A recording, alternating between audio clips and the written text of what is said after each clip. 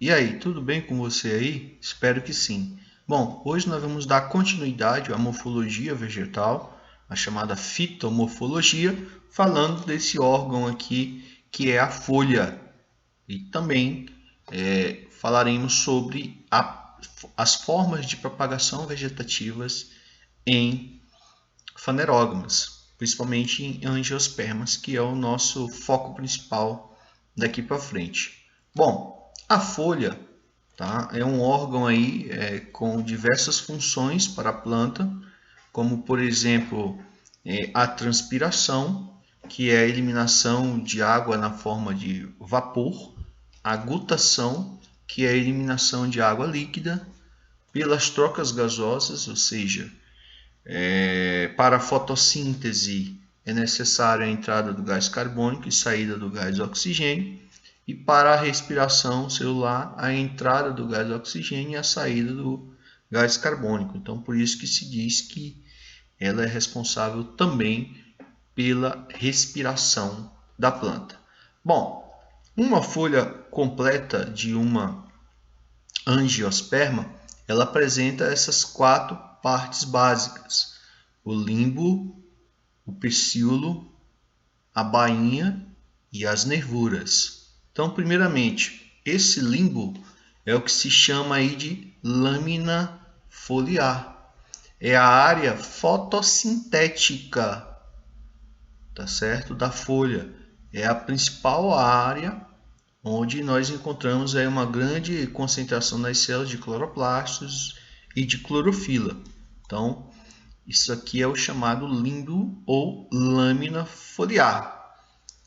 Dispostos nesse limbo, nós observamos aqui esses canais que são as chamadas nervuras, por onde passa aqui canais de xilema e de floema, responsável pela ida da seiva bruta e a volta aí da seiva elaborada para as outras partes da planta. Então nós temos aqui as chamadas nervuras, ok? Bom, essa arte aqui que sustenta o limbo nós chamamos de pecíolo.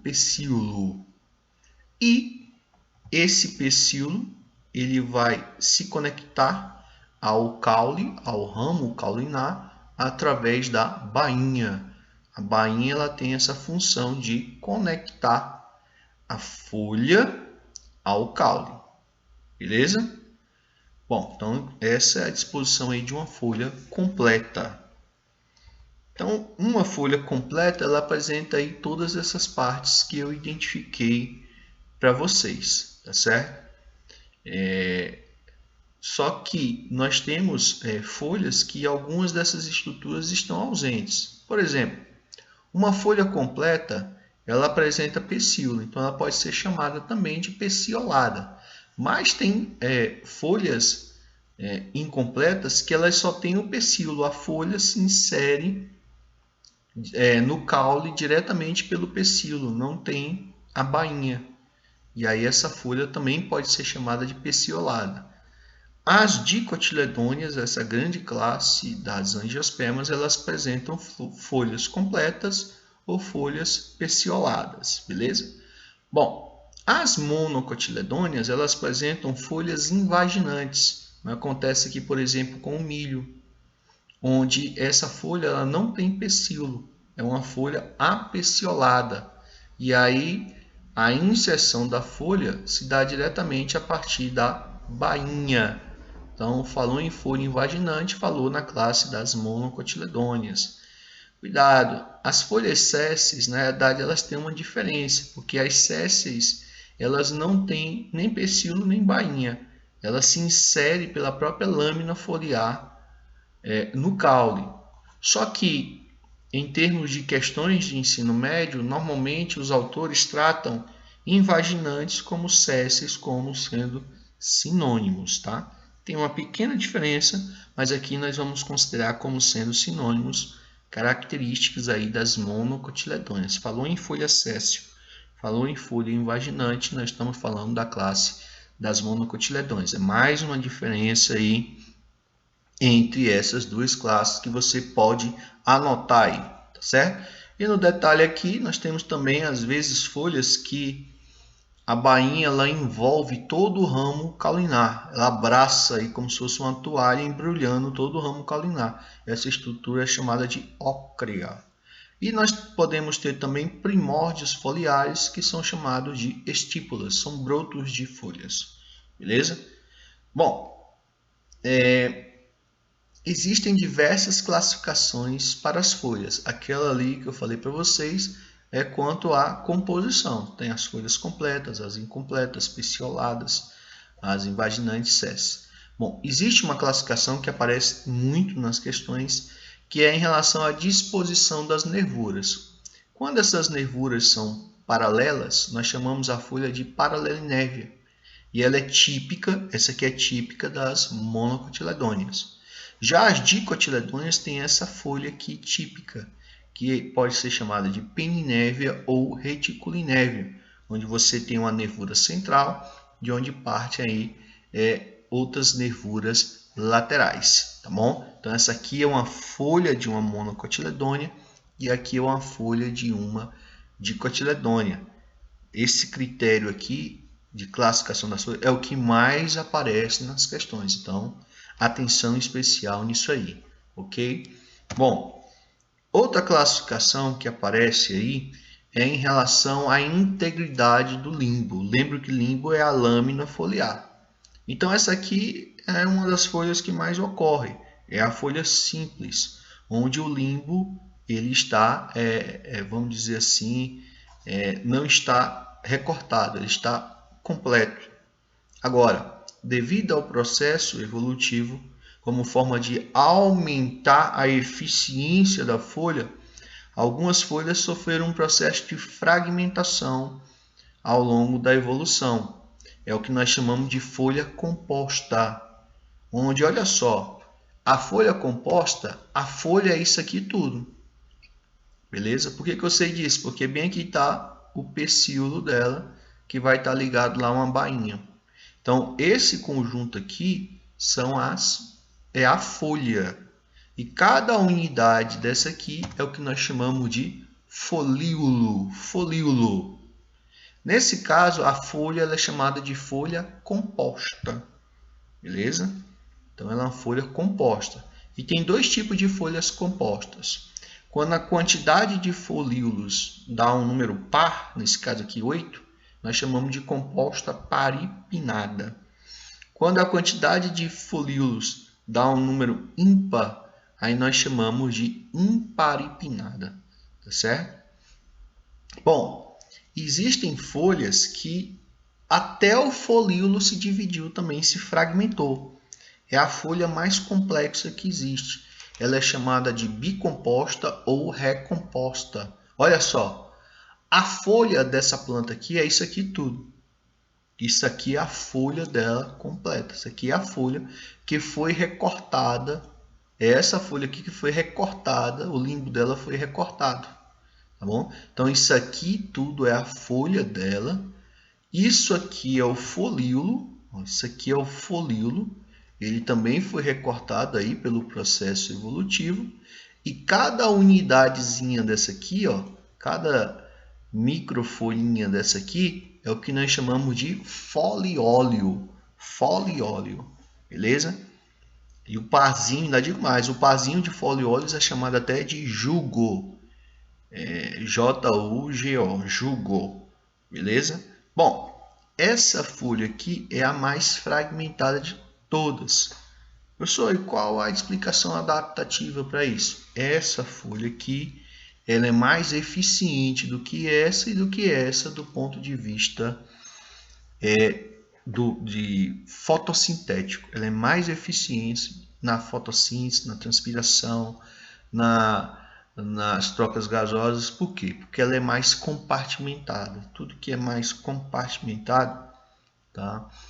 Termina tendo menos perdas aí. Além disso, dessa folha em menor tamanho, chama menos a atenção dos herbívoros, tá certo? Então, essa folha aqui ela é considerada mais adaptada aí, claro, dependendo aí do tipo de ambiente. Beleza? Bom, outra classificação que também aparece é em relação à filotaxia, ou seja, a maneira como cada folha se dispõe aí no caule. Então, nesse caso aqui, essa folha é chamada de alterna. Por quê? Porque vai alternando aqui, tá? Você tem aqui uma folha partindo desse lado, essa aqui já partindo no sentido contrário e assim vai indo. Beleza? Às vezes forma uma espiral isso aqui. É chamado até de alterna espiralada. Nós temos as opostas, onde de cada nozinho desse surge uma para um lado, uma para o outro. Tá? Aqui de cada nó surge só uma folha. Aqui de cada nó surge duas folhas. Ou de cada nó pode surgir 3, 4, formando um tipo aí um cálice, um verticilo, como se fosse as pétalas ou as sépalas lá de uma flor. E aí quando se forma esse cálice de folhas, essa folha é chamada de verticilada. Beleza? Então são alguns tipos aí básicos em relação aí à chamada filotaxia. Beleza? Bom, é claro que muitas folhas, aquela ali é a folha normal, tradicional, mas muitas folhas elas são adaptações, são estruturas adaptativas para uma determinada função extra aí, fora a função aí de fotossíntese desempenhada aí pela maioria. Por exemplo, eu já comentei isso com você. Cotilédones. Isso é até utilizado aí como critério na divisão aí, na separação de duas classes de angiosperma, das monocotiledôneas e das dicotiledôneas. Então, o cotilédone, ele é uma folha embrionária, tá bom? Ele é uma folha do embrião da planta, então ele vai estar lá dentro da semente. É ele que vai nutrir o embrião quando ele está dentro da semente e durante a germinação, tá bom? Então, as monocotiledôneas só tem um cotilédone desse, só uma folha dessa. Por isso que elas são chamadas de monocotiledôneas. Enquanto as dicotiledôneas, elas vão ter dois cotilédones desses aqui, ó, os dois cotilédones. Tá aqui quando o feijão, por exemplo, ele germina, e aqui ficam os cotilédones, tá bom? Aparentes aí. Enquanto surgem as primeiras folhas verdadeiras e aí depois os cotilédones caem porque eles já passaram todas as suas reservas energéticas para o desenvolvimento da plântula aí inicialmente. Então o cotilédone é uma folha embrionária, tá certo? Montada lá na semente de angiosperma e é exclusivo de angiospermas, beleza? Bom, outras adaptações de folhas. Essa aqui eu também já comentei com você, que são as gavinhas. As gavinhas, elas são encontradas aí, ó, aqui é o maracujá, a flor do maracujá. Então, as gavinhas, elas são modificações foliares aí, que servem para se enroscar mesmo no substrato aí, porque ela é típica aí das plantas que tem aquele caule do tipo volúvel e escandente, que são das trepadeiras, como é o caso, por exemplo, do maracujá, da parreira, da onde vem a uva.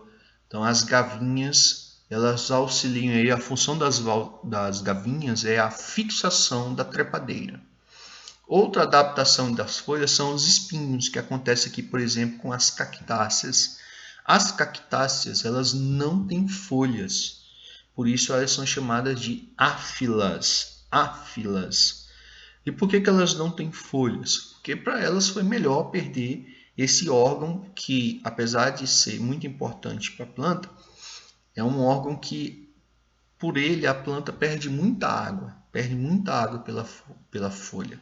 Então elas desenvolveram aí, ao invés de folhas, espinhos, que protegem elas aqui, ó. Qual é o animal que vai abocanhar uma estrutura dessa? Não vai, que vai cortar a boca dele todinho. Então, os espinhos são folhas modificadas pelo processo evolutivo, desempenhando aí uma função de proteção contra os herbívoros, tá? Ele evita a transpiração, não ocorre pelos espinhos, tá bom? E aí você já sabe que quem passa a desempenhar aí a função de fotossíntese é o próprio caule aqui dessas plantas, que é o chamado cladódio, beleza? Mais adaptações de folhas. Nós temos também as chamadas brácteas. As brácteas, elas são folhas coloridas. Por exemplo, aqui no antúrio, ó. O antúrio tem as folhazinhas aqui verdes dele, normal, fazendo fotossíntese. E uma dessas folhas, a que está próximo, porque aqui é a inflorescência dele, que é uma espiga, tipo uma espiga de milho. Tem uma inflorescência do tipo espiga, só que essa inflorescência ela é pouco atrativa. Então, a folha ao redor dessa... isso aqui não é uma pétala, isso aqui é uma folha colorida, tá bom? Do antúrio, que nós chamamos de bráctea. Ó, essa aqui também, ela tem folhas normais, você vê que ela é igual à folha, ó. É igualzinha à folha, até as nervuras se dispõem do mesmo jeito. Só que essas folhas coloridas, elas são chamadas de brácteas. Qual é a função dela? A função é atrair polinizadores. Isso acontece naquelas plantas que não têm flores, estruturas reprodutivas muito bem evidentes. Elas não têm assim uma aparência muito chamativa. Então acontece disso, de essas folhas próximo ali da flor, ou da inflorescência, elas serem coloridas, e aí nós chamamos de bráctea. Acontece, por exemplo, com a bougainville também, que você encontra aí no pátio da nossa escola, beleza? Bom, outra adaptação, até já comentei aqui sobre elas, são as estípulas. As estípulas são esses brotos foliares, eles não se desenvolvem, eles não viram folhas, são estípulas. E a função dessas estípulas é proteger aqui as chamadas gemas axilares. São as gemas que são responsáveis aí, pelo crescimento, aí, pela formação de novos ramos. Então as estípulas elas ficam ali cobrindo as gemas axilares aí do ataque, por exemplo, de fitófagos que gostam de se alimentar aí da seiva de plantas. Beleza? Bom, nós temos também, já comentei com você aí, o chamado catáfilos, que são essas folhas escamosas aqui, encontrado lá no bulbo, que é o que ele está chamando aqui de prato, né? Então aqui na cebola você tem aqui o prato, que é o bulbo, de onde saem as raízes. E essas folhas aqui são folhas modificadas, são folhas nutritivas, tá bom? Chamado de catáfilos, que é o que acontece, por exemplo, na cebola e no alho, que é o caule lá do tipo bulbo, tá bom? Outras modificações foliares são as chamadas folhas armadilhas das plantas insectívoras ou carnívoras, que acontece, por exemplo, com a dionéia aqui, ó, onde ela tem essa folha aqui transformada em uma armadilha aí para quando o inseto pousa aqui, essa folha se fecha, dispara aqui um mecanismo que ela se fecha e aí começa aqui a liberar uma secreção digestiva que vai digerir aqui esse invertebrado, ou como a drosera aqui também, que tem uma folha cheia de tricomas digestivos, e aí na hora que o inseto pousa aqui, ela começa a se enrolar e envolve aí esse inseto com um suco digestivo, fazendo aí a digestão extracorpórea dessas plantas chamadas de carnívoras.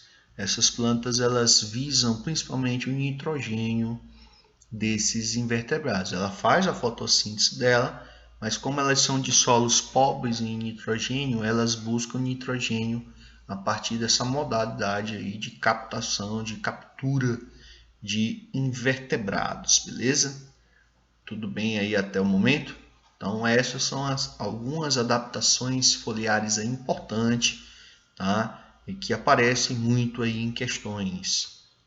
Bom, cabe aqui a gente também falar, já que nós terminamos aí essa primeira parte da morfologia, em que falamos dos órgãos vegetativos, raiz, caule e folha, a gente falar da reprodução assexuada em angiospermas, em fanerógamas como um todo, mas o foco principal aqui em angiospermas, ou seja,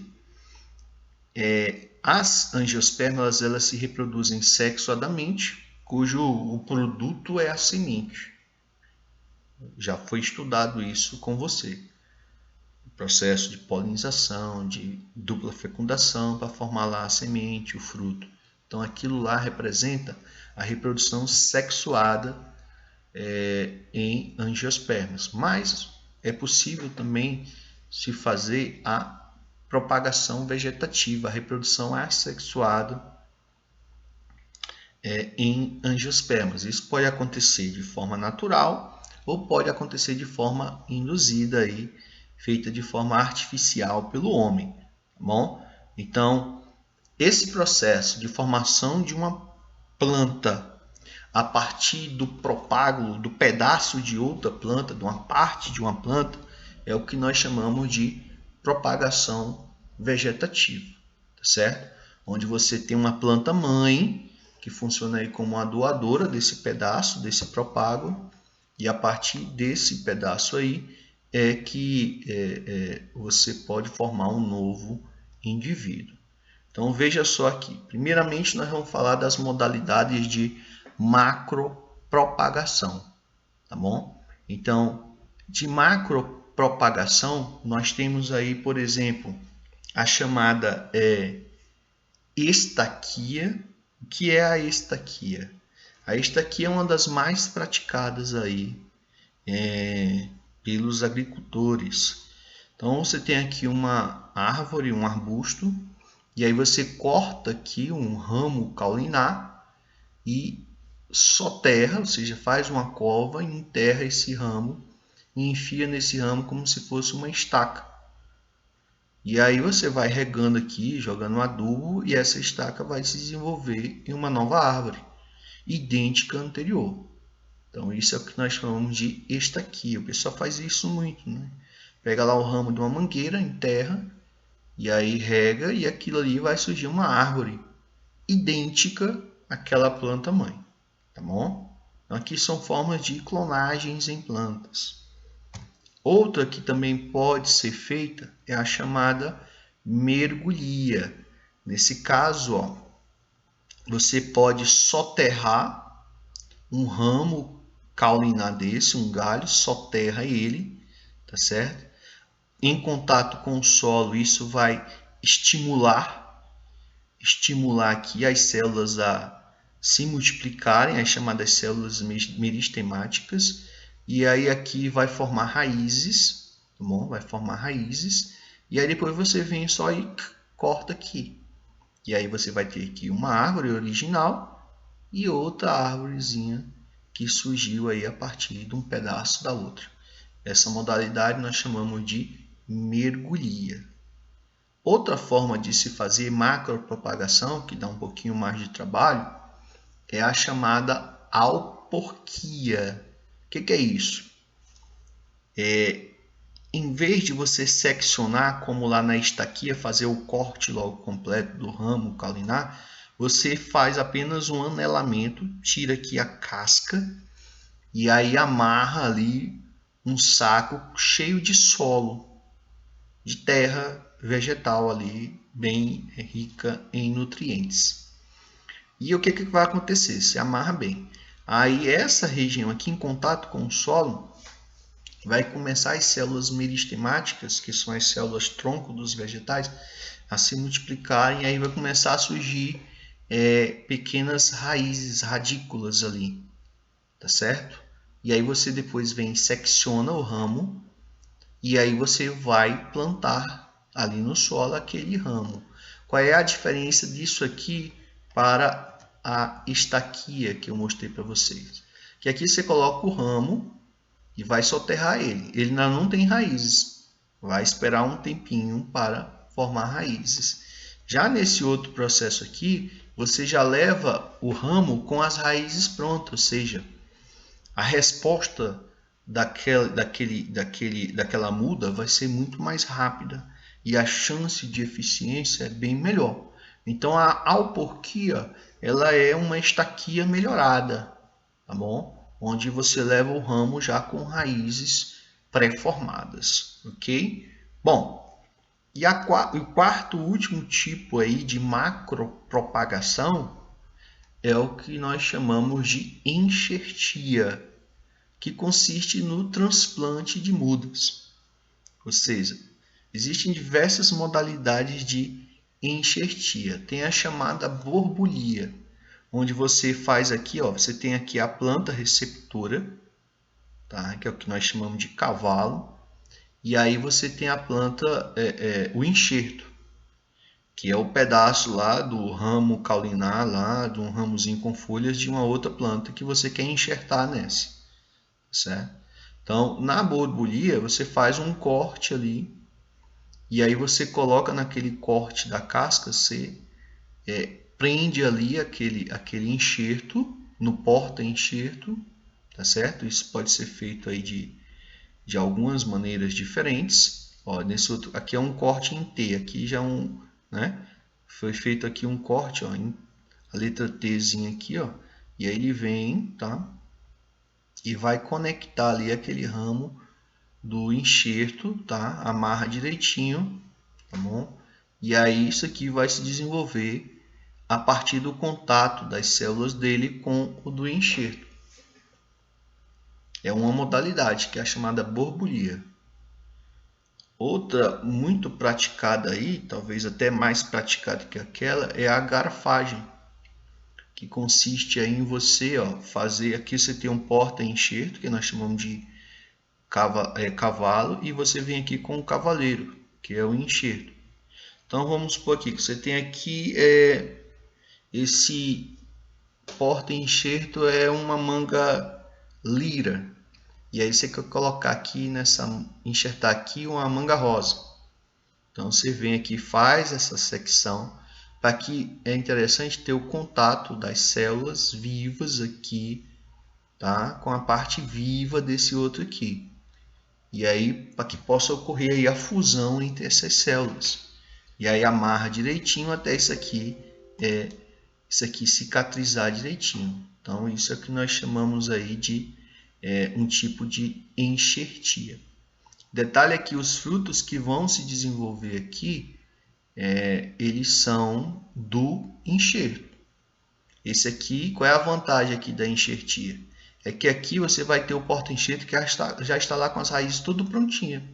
Então a resposta na enxertia é muito mais rápida do que na estaquia, do que na alporquia, tá bom? Além do mais, você pode botar mais de um mais de um enxerto. Você pode colocar aqui, por exemplo, fazer um corte, colocar a manga rosa e colocar outra manga lá, manga espata, manguita.